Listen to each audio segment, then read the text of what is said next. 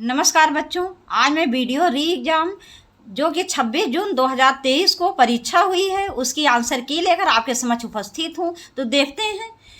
प्रश्न 1, विद्यालय की शोभा वही बढ़ा सकता है जो अनुशासन में रहे। यह किस वाक्य का उदाहरण है?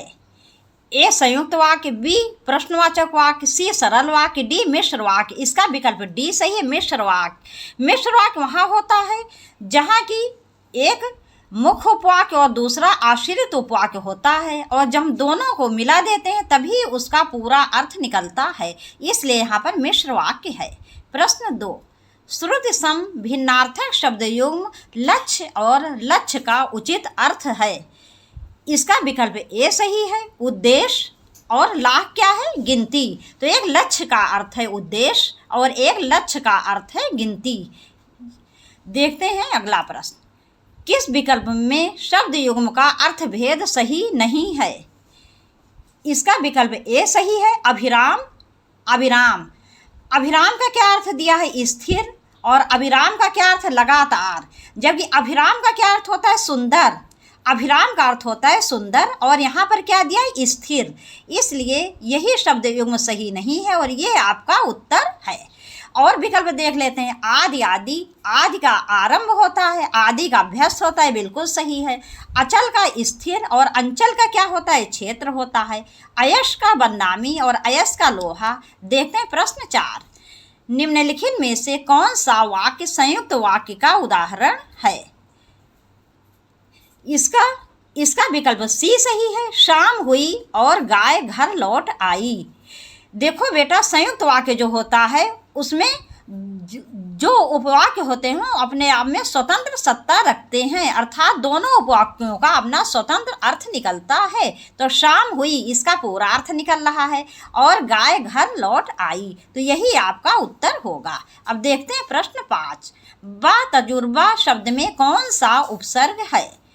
इसका विकल्प बी सही है। इसका विकल्प बी सही है, आ। इसमें तजुर्बा मूल शब्द है और आ उपसर्ग लग के क्या हो गया? बा तजुर्बा। अब देखते हैं प्रश्न 6, निम्नलिखित में से कौन सा वाक्य मिश्र वाक्य है? इसका विकल्प डी सही है, मैंने सुना है कि आपके देश में अच्छा राज प्रबंध है। अब ये मिश्र वाक्य इस प्रकार से है कि जैसे कि मैंने आपको पहले बताया था कि मिश्र वाक्य में एक मुख्य उपवाक्य होता है और दूसरा आश्रित उपवाक्य होता है। जब हम दोनों को जोड़ते हैं तभी पूरा अर्थ निकलता है। तो मैंने सुना है, क्या सुना है? कोई अर्थ ही नहीं निकल रहा है। मैंने सुना है कि आपके देश में अच्छा राज प्रबंध है। जब दोनों उपवाक्यों को हम जोड़ रहे हैं तभी पूरा अर्थ निकल रहा है, इसीलिए यहाँ पर मिश्र उपवाक्य है। देखते हैं प्रश्न 7, निम्न में से शुद्ध वाक्य कौन सा है? इसका विकल्प सी सही है, भारत में अनेक जातियां हैं। भारत में अनेक जातियां हैं, यही विकल्प सही है। और देख लेते हैं, और तो सभी गलत हैं। जैसे ए देख लो, उसे अनुत्तीर्ण होने की आशा है, ये भी बिल्कुल गलत है। कृपया आज का अवकाश देने की कृपा करें। डी देखो, काट कर फल बच्चे को खिलाओ। तो इसका विकल्प सी सही है, भारत में अनेक जातियां हैं। अनेक अपने आप में क्या है? बहुवचन शब्द होता है। देखते हैं अगला प्रश्न, निम्नलिखित में से कौन सा शब्द पुल्लिंग है? ए विकृत, ये तो स्त्रीलिंग है। बी संस्कृत, इसका विकल्प सी सही, दंपत्ति, जबकि विकल्प डी भी स्त्रीलिंग है। दंपत्ति जा रहे हैं, उनका दाम्पत्य जीवन बहुत अच्छा है। तो इस प्रकार से यही आपका उत्तर है, और सभी स्त्रीलिंग हैं। प्रश्न 9, आडंबर का पर्यायवाची शब्द नहीं है। इसका विकल्प सी सही है, दर्प। दर्प माने क्या होता है? घमंड होता है। और ढोंग, पाखंड, ढकोसला, ये तीनों ही आडंबर के पर्यायवाची हैं। अब ये देखते हैं, ये तो आप लोगों ने पढ़ ही लिया होगा। तो हम इसके उत्तर प्रश्न पे चलते हैं। प्रश्न के उत्तर देखिए। बड़े बांधों का निर्माण करना अधिक जटिल क्यों होता है? इसका विकल्प डी सही है, अत्यधिक शक्ति, समय तथा धन खर्च होने के कारण। अब देखते हैं प्रश्न 11, जल की मांग क्यों बढ़ती जा रही है? इसका विकल्प ए सही है। औद्योगिकरण में वृद्धि, वर्षों से बढ़ती जनसंख्या तथा कृषि में विस्तार होने से। प्रश्न 12, वो जल संचयन वो है जिसमें खाली जगह। सही कथन से। इसका विकल्प ए सही है।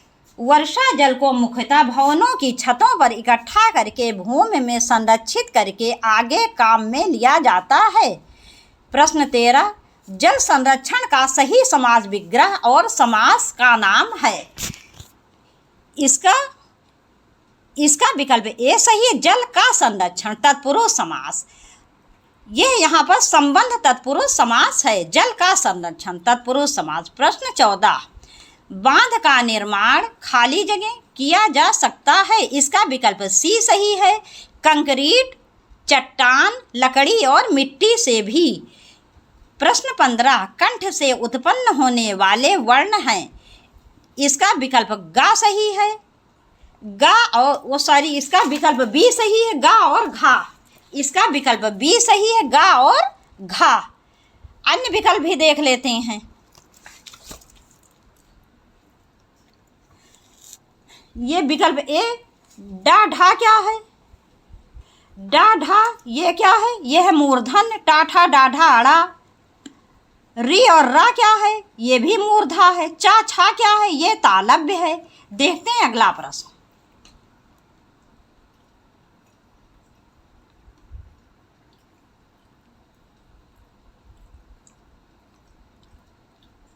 प्रश्न 16, निम्नलिखित में से किस कवि की भाषा ब्रज भाषा नहीं है? क्या भाषा ब्रज नहीं है? इसमें हमें देखना है कि ब्रज कौन से कवि की भाषा जो है वो ब्रज नहीं है। भारतेंदु हरिश्चंद्र, इन्होंने तो जो है कविता जो इन्होंने ब्रज भाषा में ही की है। सूरदास, इन्होंने भारतेंदु हरिश्चंद्र जी ने गद्य में तो खड़ी बोली अपनाई, लेकिन जो है काव्य जो इन्होंने लिखा है तो काव्य में इन्होंने ब्रज भाषा अपनाई है। सूरदास, इन्होंने केवल सिर्फ ब्रज भाषा का ही प्रयोग किया है।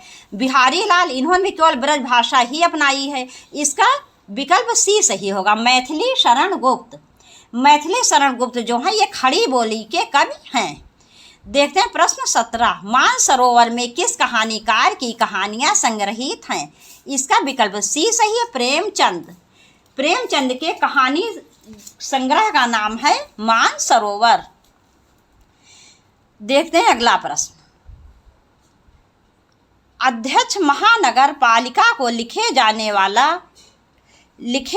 वाला शिकायती पत्र किस श्रेणी में आएगा? इसका विकल्प डी सही है। व्यक्तिगत पत्र। कार्यालयी पत्र क्या कार्यालयों से संबंधित होंगे? व्यावसायिक पत्र व्यवसाय को देखते हुए लिखा जाता है। तो देखते हैं अगला प्रश्न। प्रश्न 19, जब प्रथम वर्ण व्यंजन और दूसरा वर्ण स्वर हो तो उसके मध्य की संधि होगी। इसका विकल्प ए सही है। व्यंजन संधि। देखो बच्चों, किसी भी शब्द का प्रथम वर्ण यदि स्वर होगा और दूसरा भी स्वर होगा तो स्वर संधि होगी। यदि किसी भी शब्द का प्रथम वर्ण व्यंजन होगा और जो दूसरा शब्द का पहला वर्ण होगा, चाहे स्वर हो या व्यंजन हो, लेकिन यदि पहला वर्ण व्यंजन होगा तो वहाँ पर व्यंजन संधि होगी। और यदि प्रथम वर्ण क्या विसर्ग होगा और दूसरा स्वर या व्यंजन में से कुछ भी हो सकता है तो वहाँ पर विसर्ग संधि होती है। देखते हैं प्रश्न 20, कबीर दास की भाषा कौन सी है? इसका विकल्प बी सही है। पंचमेल खिचड़ी। कबीर दास जी की भाषा को पंचमेल खिचड़ी कहते हैं और संतुकंकड़ी भी कहते हैं, क्योंकि इन्होंने बहुत सी भाषाओं, इनका काव्य जो है बहुत सी भाषाओं को मिलाकर इन्होंने रचा है। अर्थात इनके काव्य में कई भाषाओं को मिलाकर लिखा गया है। प्रश्न 21, एक भारतीय आत्मा किनको कहा गया है? इसका विकल्प ए सही। माखन लाल चतुर्वेदी।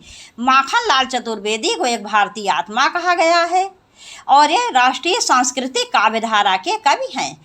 देखते हैं प्रश्न 22, संविधान के किस अनुच्छेद के अनुसार संघ की राजभाषा हिंदी और लिपि देवनागरी है? इसका विकल्प डी सही है। अनुच्छेद 343।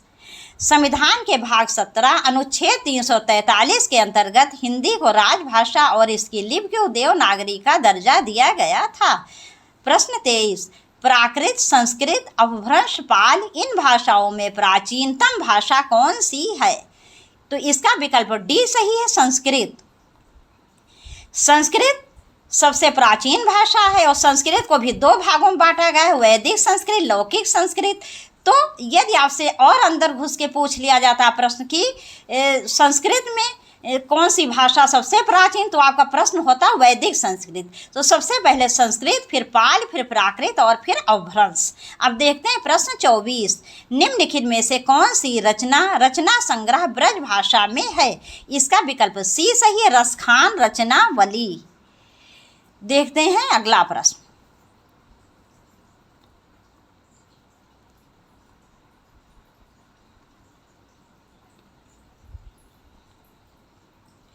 प्रश्न 25, हम चूड़ियां पहन रहे हैं, वाक्य की क्रिया किस काल की है?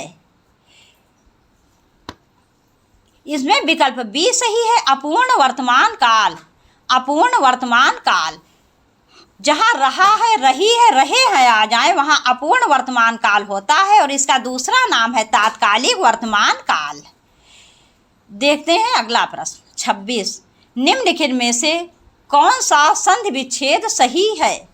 इसका विकल्प डी सही होगा, मध्वरी मधु प्लस अरि। यहाँ पर यड़ स्वर संधि है, उ प्लस आ बराबर क्या हो गया? वाह।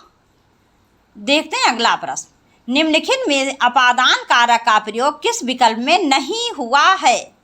तो इसका विकल्प सी सही है, पिताजी कार से गए हैं। कार से गए हैं तो यहाँ पर क्या है? यहाँ पर करण तत्पुरुष समास है। कार से गए हैं माने कार के द्वारा गए हैं। जहाँ जुड़ने का भाव पाया जाता है वहाँ करण तत्पुरुष समास होता है। और अपादान कारक कहाँ होता है? से जो चिन्ह, ये अपादान कारक का भी चिन्ह होता है, करण कारक का भी, लेकिन जहाँ अलग होने का भाव होता है वहाँ अपादान कारक होता है। जहाँ जुड़ने का भाव पाया जाता है वहाँ करण कारक होता है। तो यहाँ पर करण कारक है, पिताजी कार से गए हैं, और सब में अपादान कारक है। जैसे यमुना नदी हिमालय से निकलती, जब हिमालय से निकले तो क्या होगा? अलग हो गई वो हिमालय से। बिल्ली छत से कूदी, जब बिल्ली छत से कूदेगी तो बिल्ली छत से अलग हो जाएगी। वो चूहे से डरता है, जब वो चूहे से डरेगा तो उससे अलग हो जाएगा। वैसे भी जहाँ डर या भय का भाव होता है वहाँ भी अपादान कारक होता है।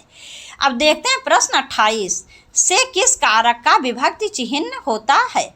इसका विकल्प सी सही है, अपादान। अपादान कारक का चिन्ह क्या है? से, अलग होने के अर्थ में। और करण कारक का चिन्ह भी से होता है लेकिन वो जुड़ने के अर्थ में आता है। अधिकरण कारक का चिन्ह क्या है? में पर। संबोधन का क्या है? हे, अरे, ओ आदि। कर्म कारक का चिन्ह क्या है? को। अब देखते हैं प्रश्न 29, समझौता शब्द में कौन सा प्रत्यय लगा है? इसका विकल्प ए सही है, औता। यहाँ समझ मूल शब्द है और औता प्रत्यय लग के शब्द बनता है समझौता। प्रश्न 30, निम्नलिखित में से व्यष्टि शब्द का विलोम शब्द क्या होगा? इसका विकल्प बी सही है, समष्टि। प्रश्न 31, निम्नलिखित में से कौन सा समास का प्रकार सही नहीं है? इसका विकल्प सी सही है, पर्णकुटी। ये द्वंद्व समास नहीं होगा, ये तत्पुरुष समास होगा और करण तत्पुरुष समास होगा। पत्तों के द्वारा, पर्ण के द्वारा बनाई गई कुटी। पंचवटी क्या है? पंचवटी में द्विगु समास है, बिल्कुल सही। 5 वटों का समूह। विद्या भंडार तत्पुरुष समास है। विद्या का भंडार संबंध तत्पुरुष। यथा नियम अव्ययी भाव समास है नियम के अनुसार। अब देखते हैं अगला प्रश्न, कबहु कहो यही रहन रहोगे, श्री रघुनाथ कृपाल कृपा ते संत स्वभाव गहोगे। जथा लाभ संतोष सदा काहू सो कछु ना चहोगे, परहित निरत निरंतर मन क्रम वचन नेम न्यो होगो। उपर्युक्त पंक्तियों में निहित रस कौन सा है? तो इसका विकल्प डी सही है, शांत रस। और ये तुलसीदास जी द्वारा रचित विनय पत्रिका से ये पंक्तियां ली गई हैं। देखते हैं अगला प्रश्न। निम्नलिखित उदाहरणों में से श्रृंगार रस का उदाहरण कौन सा है? गिरता ना कभी चेतक, विकल्प ये तो वीर रस का है। बी उद्वेलित कर अश्रु रश्मियाँ, ये क्या है? तो करुण रस है। सी पानी केरा बुदबुदा, ये शांत रस है। तो इसमें विकल्प डी सही है। पास ही मिलकर उगी है बीच में अलसी हठीली, देह की पतली कमर की है लचीली, नीले फूले फूल को सर पर चढ़ाकर कह रही है जो छुए ये दू हृदय का दान उसको। तो यहाँ पर श्रृंगार रस है। कौन सा रस है? संयोग श्रृंगार रस। तो यही विकल्प सही है। देखते हैं प्रश्न 34। निम्नलिखित में से अर्थालंकार का एक प्रकार है। इसका विकल्प बी सही है, रूपक अलंकार।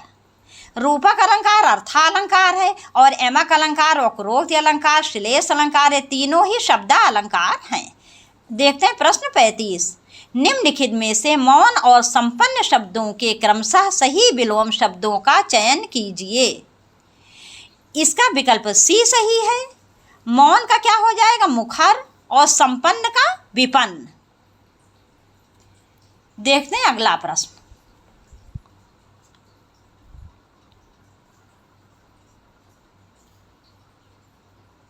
देखते हैं अगला प्रश्न। प्रश्न 36। किस वाक्यांश के लिए प्रयुक्त शब्द सार्थक है? इसका विकल्प डी सही है। जो बिना वेतन के काम करता हो, अवैतनिक। व्याकरण जानने वाला क्या कहते हैं? इसे कहते हैं वैयाकरण। क्षण में नष्ट होने वाला नश्वर। जिसमें सबकी सम्मति हो, सम्मति या सर्वमति। अब आगे देखें प्रश्न 37। प्रति उत्पन्न मत शब्द के लिए सही वाक्यांश निम्नलिखित में से कौन सा है? इसका विकल्प बी सही है। जिसकी बुद्धि में तुरंत नई सूझ उत्पन्न हो।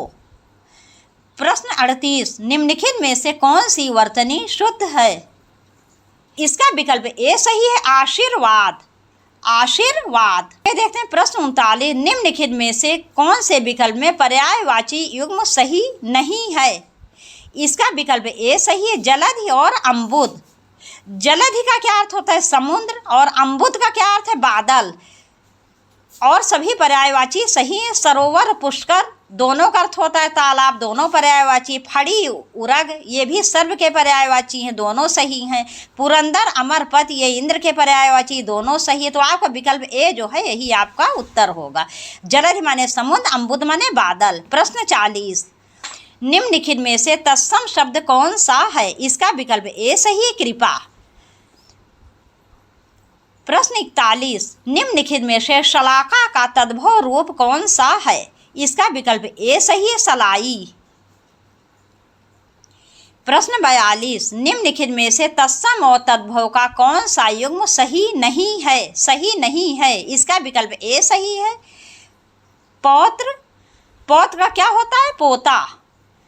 प्रश्न 43। तरनि तनुजा तट तमाल तरवर बहु छाये, इस पंक्ति में कौन सा अलंकार है? इसका विकल्प डी सही है, अनुप्रास अलंकार। और यहाँ वृत्त्या अनुप्रास अलंकार है। देखते हैं अगला प्रश्न।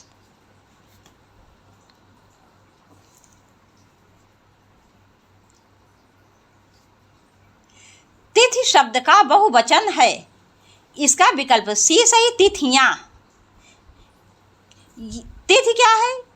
तिथि स्त्रीलिंग शब्द है। स्त्रीलिंग शब्द को जो इकारांत होते हैं उन्हें बहुवचन बनाने के लिए हम क्या करते हैं? उन्हें हम या कर देते हैं, या कर देते हैं। और अगर कहीं कहीं पहले यदि बड़ी की मात्रा रहती है तो हम उसको छोटी की मात्रा में बदल देते हैं। लेकिन यहाँ पहले ही छोटी की मात्रा है तो यहाँ पर तिथि का क्या हो जाएगा? तिथियां। तिथि एक वचन, तिथियां बहुवचन। घर का भेद। देखते हैं प्रश्न 45। घर का भेदी लंका ढाहे, इसका विकल्प सी सही है, आपसी फूट से सर्वनाश होता है। प्रश्न 46। ठठेरा शब्द का स्त्रीलिंग निम्न में से क्या होगा? इसका विकल्प ए सही है, ठठेरिन। ठठेरिन। आंखों का तारा मुहावरे का क्या अर्थ है? इसका विकल्प डी सही, अति प्रिय। अति प्रिय विकल्प डी। मान न मान मैं तेरा मेहमान, इसका विकल्प ए सही, जबरदस्ती गले पड़ना।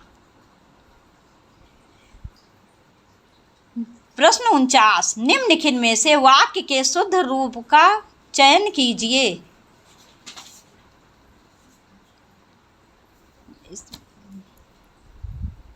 इसका विकल्प बी सही है, वन में प्रातः काल का दृश्य बहुत ही सुहावना होता है।